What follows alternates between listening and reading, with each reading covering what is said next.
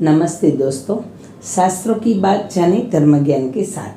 श्रावण वद પાંચમ એટલે નાગપંચમી। એક ડોસી હતી, તેને 7 દીકરા।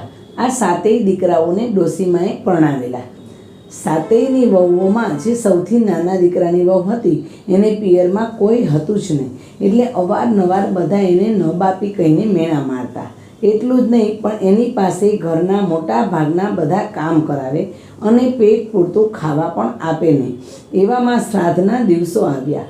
ડોસીમાના ઘરમાં દૂધની ખીર રંધાણી, દૂધપાક પણ રંધાયો, છતાં એકેય દિવસ આ નાની વહુને બિચારીને ખાવા મળ્યું નહીં। બધાએ જમી લીધું એટલે સાસુએ એને બૂમ મારી, એ નવાપી જા, જે વધ્યું ઘટ્યું હોય તે ખાઈ લે, પછી એઠા વાસણો હોય તે નદીએ જઈને ઉટકી આવ। નાની વહુ તો રસોડામાં ગઈ। એ જાણતી હતી કે મારે માટે ખીર તો હશે જ નહીં। જઈને જોયું તો ખીરનું તપેલું ખાલી, 2-4 પૂડીઓ વધી હતી, એકાદ ચમચી શાક વધ્યું હતું। એ બધું ખાઈ એઠા વાસણનું તબડકું માથે ઉપાડી એ તો નદીએ ગઈ વાસણ ઉટકવા। નદીએ જઈને તબડકામાંથી બધા વાસણ બહાર કાઢ્યા। એમાંથી એક વાટકામાં કોઈની એઠી ખીર હતી। એ વાટકો ઝાડ પાસે મૂક્યો અને વિચાર્યું કે વાસણ ઉટકીને આ ખીર પી જઈશ, જો તો ખરી કે ખીર કેવી થઈ છે।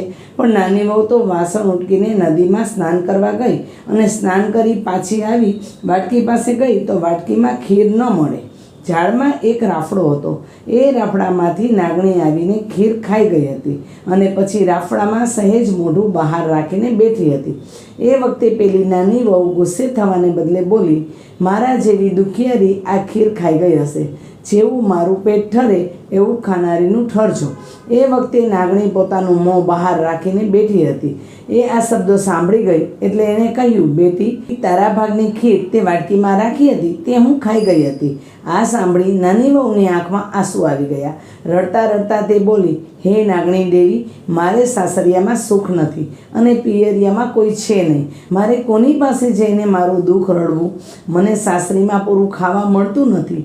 આખા ઘરનો ઢસડો મારે એકલીને કરવો પડે છે, ઉપરથી મેણા ટોણા મારે એ જુદા, વળી મને દિવસો રહ્યા છે પણ મને ખોળો ભરાવનાર પણ કોઈ નથી। આ સાંભળી નાગણીને દયા આવી એટલે તેણે કહ્યું, બેટી, તું જરાય ઓછું લગાડીશ નહીં। એમ માની લે કે અમે તારા પિયરિયા, મારી પાસે આવીને તારા સુખ દુઃખની વાત કરજે અને જ્યારે તારો ખોળો ભરવાનો હોય ત્યારે મારા રાફડા પાસે આવીને કંકોત્રી મૂકી જજે, એટલે હું આવીને ખોળો ભરી જઈશ। પછી નાની વહુ તો વાસણો ઉટકીને ઘેર આવી। એને તો નાગણીએ દિલાસો આપ્યો એટલે ઘણી શાંતિ વળી ગઈ હતી। થોડા દિવસો વીતી ગયા એ વાતને, અંતે ખોળો ભરવાનો દિવસ આવી ગયો એટલે એની જેઠાણીએ એને મહેણું માર્યું। આ નબાપીને વળી ખોળો ભરવાના આટલા બધા ઓરતા શેના છે? પણ નાની વહુએ તો કાંઈ જવાબ આપ્યો નહીં। એ તો એક કંકોત્રી લઈને છાની માની નાગણીના રાફડા પાસે મૂકી આવી। અંતે ખોળો ભરવાનો દિવસ આવી પહોંચ્યો એટલે એની સાસુ એને સંભળાવતા બોલ્યા, મોટી વહુ, ઝટપટ ચૂલે લાપસીના આંધણ મૂકો, નાની વહુના પિયરિયા આવવાના છે અને પોટલું ભરીને કપડાં અને ઘરેણાં લાવવાના છે। પણ અહીં તો જાણે ચમત્કાર સર્જાઈ ગયો। નાગદેવ, નાગણી અને નાગકુમારો મોટી મોટી છાબો ભરીને હીરના ચીર અને સોના રૂપા સાથે હીરાના ઘરેણાં પણ લઈ આવ્યા અને ખરેખર એમને લાપસીના આંધણ મૂકવા પડ્યા। ત્યારે નાગણીએ કહ્યું, અમને દૂધ સિવાય કાંઈ જ ચાલશે નહીં, એટલે બીજું કંઈ જ મૂકશો નહીં। એટલે સાસુએ દૂધના દેગડા ચૂલે ચડાવ્યા, દૂધ ગરમ કરીને કથરોટમાં રેડ્યું, એમાં દૂધનો સૂકો મેવાનો મસાલો નાખ્યો અને દૂધ ઠરવા મૂક્યું।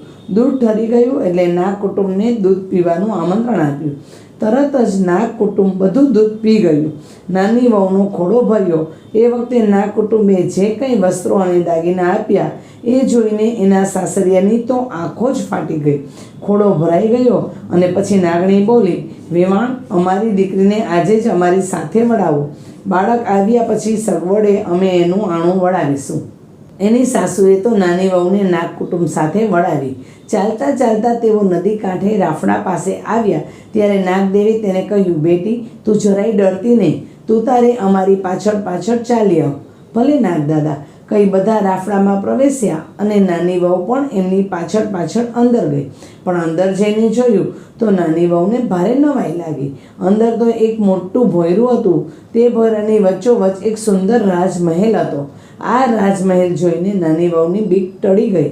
મહેલના ચોકની વચમાં એક સરસ મજાની હિંડોળા ખાટ હતી. એની ઉપર નાની વહુને બેસાડી નાગકુમારો પણ નાની વહુને પોતાની બહેન બનાવીને એની સાથે રમવા લાગ્યા. અને સમય પસાર થતાં નાની વહુએ દેવના સમાન દીકરાને જન્મ આપ્યો. પછી નાગણી માતાને નાની વહુને મનપસંદ ચીજવસ્તુ આપીને સાસરે વળાવી. એને સોનાનો એક ચૂડો આપ્યો અને સાચા રેશમી વસ્ત્રો આપ્યા. બેટી, તને જ્યારે જ્યારે દુઃખ પડે ત્યારે આ ઘરને તારું પિયર સમજીને તું અહીં ચાલી આવજે. અને નાની વહુ તો પિયરથી સાસરે આવી. સાસુને તો નાની વહુ ઉપર હેત ઉભરાઈ આવ્યું. એણે તો દીકરાને રમાડ્યો અને વહુને ભેટી પડી. પરંતુ આ બધું જેઠાણીઓને ગમ્યું નહીં, એટલે એમને તો નાની વહુની ઉપર ઈર્ષ્યા આવવા લાગી. પણ એમની ઈર્ષ્યા કામ આવી નહીં. નાગદેવે તો એમની દીકરીને 15 ગાયો અને 7 ભેંસો પણ આપી. આથી ઘરમાં એના માન વધી ગયા. જેઠાણીઓ પણ એને પૂછીને જ કામ કરવા લાગી. જય નાગદેવતા, તમે જેવા નાની વહુને ફળ્યા તેવા આ વ્રત કરનારને, કથા કરનારને તથા કથા સાંભળનારને ફળજો. જય નાગદેવ.